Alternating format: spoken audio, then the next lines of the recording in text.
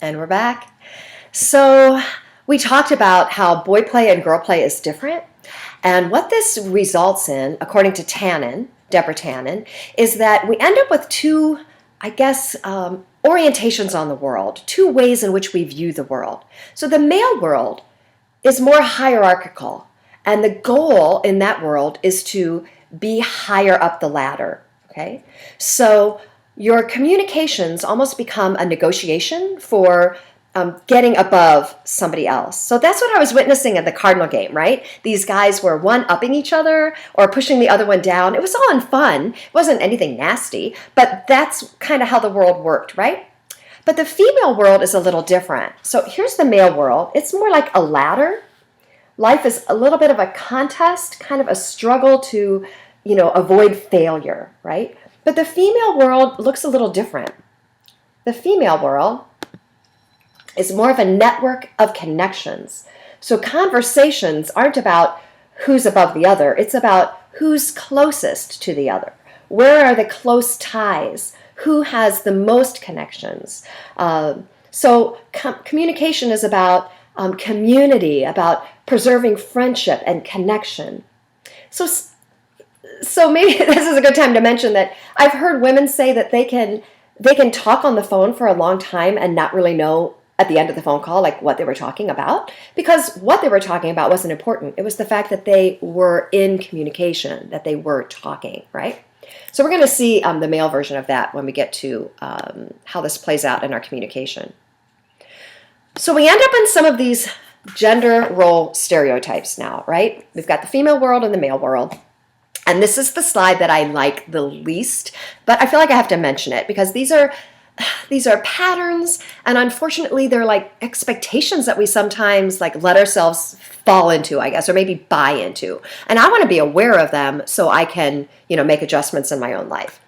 But on the male list, we see, okay, so men are responsible for our physical welfare, right? They're supposed to kill the bugs and fix the car. It's their job to discipline kids. Ooh, that one I really don't like. That was certainly the truth when I was growing up. Like the last thing you wanted to hear my mother say was something like, just wait till your father gets home. But I gotta tell you, I have nieces and nephews who are in their 30s who have little ones, and I kind of see that. Like, mom is the nurturer. Look at the bullet on the other side. Mom nurtures, dad disciplines. Ugh, it makes me uncomfortable. I don't like that, but that's what we see. We have this stereotype that it's not okay for men to feel emotion. Wait, that's not true. Let me rephrase that. It's not okay for men to display emotion in the same way as women. I'm going to give you an example of that in just a second. And we kind of expect them to be decision makers. Ugh. Does this not like leave a bad taste in your mouth, all of this stuff?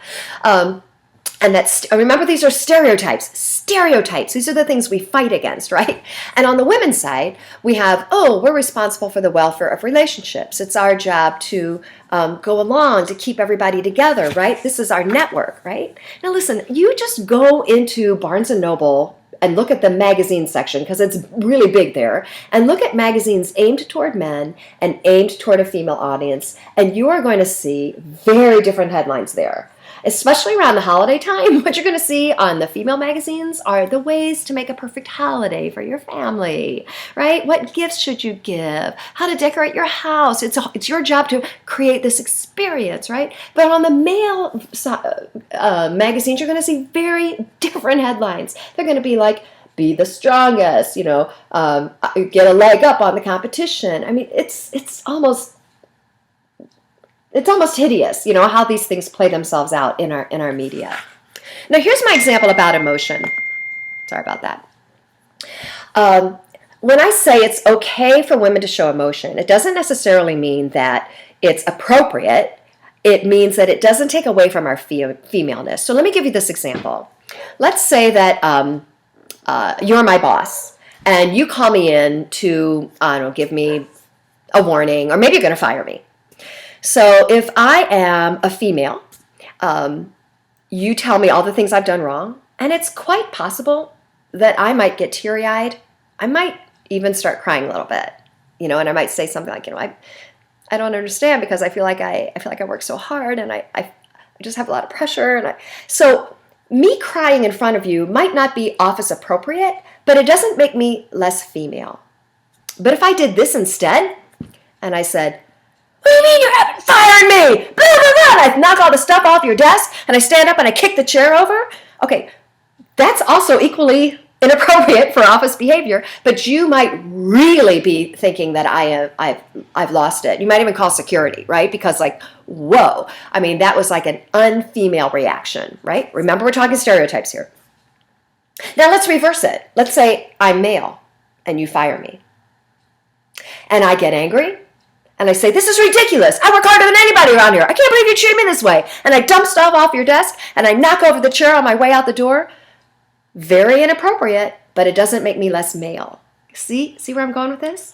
But if instead you fired me and as a male I got teary-eyed and said, "I just, I don't get it. I work so hard and I'm under a lot of pressure at home and I feel like I've been trying to do a good job."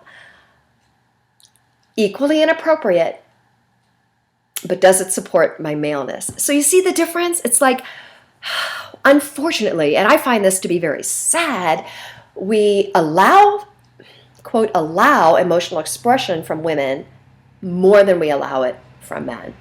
Okay, this all has to get wrapped up because we've taken a look at all these stereotypes, the way they play out in our socialization, the way they play out in our gender role stereotypes.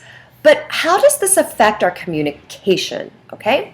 And it affects our communication in 3 different ways, and we're going to talk about each one. So the first is in how we approach relationships. The second is in our style of talking with one another, and there are going to be a couple of principles there. And finally, our way of dealing with problems. And all 3 of these are communication behaviors, okay? Now, up until this point, I hope you've had a lot to argue with about all of this. I hope that you'll dig into some of Deborah Tannen's stuff and read more about it. You can also Google her and just find short articles and short writings to read if you want. But do argue against it and do find fault with it. I notice these stereotypes more than I don't. And so I'm still waiting for a world where they don't exist anymore. And I think we're moving in that direction. But sadly, I still see a lot of the patterns and stereotypes. But that's our job, right? To work against them. All right, so let's talk about that first bullet right there, how we approach relationships. So this is one of the first major principles that Tannen gives us. And she gives us these 2 different ways of approaching relationships: involvement versus independence. And by the way, we all have both of these needs, men and women, okay? But anything I do to be involved with you is going to threaten my independence. And anything I do to claim my independence threatens my involvement with you. So the questions on the screen, I think, really drive this one home. Have you ever accepted an offer to go do something with somebody, but you kind of just wanted to stay home? But you did it because you felt like, well, I need to spend time with him, or, oh, I haven't seen her in a while, right? There's that conflict of independence versus involvement. The second question I totally relate to. Have you ever asked somebody to do something but secretly hoped they'd say no because really you just wanted to stay home? So there it is. It's like I'm extending involvement to you, but I kind of want you to respect my independence. So these are these conflicting needs. Somebody once described it to me as 2 porcupines in the winter, right? They huddle together to get warm, but then they prick each other, so they move apart. But then they huddle and they get cold, so they huddle together to get warm, but they prick each other to move apart. So these are these constant needs that we have, involvement versus independence, and one necessarily invades the other, okay? Now, let's talk about how this affects gender communication. So there we have, right, our 2 conflicting needs, to be connected with others or to be left alone. I want to show you a piece of dialogue, and I want you to try to decide who is the male and who is the female in this little dialogue, okay? So B is on the right, and B says, "My friend is having a party Saturday night. Do you want to go?" And A replies with, "Sure, okay." And B says, "Are you sure you want to go?" And A says, "Well, I guess not." And B says, "Okay, then we won't go." And A replies with, "Okay." If you're watching the video with somebody else, ask them what they think. Who's the male and who's the female in this? A or B? And think of that for yourself, okay? You'll have different answers. We have different reasons for thinking one way or another. But according to Tannen's principles, it's pretty clear that B is the female. Now, I've heard people say, well, B is the female because there are more words on the screen, to which I take a little bit of offense. But there's truth to that, and that patterns show that women wrap more words around their thoughts. So that is one clue. But I'll tell you where the main clue is. So in red on this slide, under the lines, are the thoughts that are going on. We call those meta messages. What's the thought in the brain of the person speaking, right? So B says, my friend's having a party Saturday night, do you want to go? And in B's mind, she's saying, I think I'll test him out and see what he wants to do. The male says, I'm sure, okay, she wants to go. Here's the fatal flaw. Had the female stopped the conversation right now, everything would have been fine. He said yeah, so they go to the party. But you see, our world is connections, and we need you to want to go to the party. It's not enough that you'll go. We want you to be happy about it, okay? So we ask the next question. Are you sure you want to go? And what our sub-thought is, does he really want to go, or is he just saying that? And you hear it as, do you really want to go? And you say, no, not really. I don't want to go. From that we hear, okay then, I guess we won't go. And in our mind we're thinking, he knows I want to go. Why doesn't he ever want to do what I want to do? And you're thinking, okay, everything's cool. Except not everything is cool. So here's the problem. On the left-hand side of your screen, you see a very direct communicator. They say what they think, and they say it quite concisely.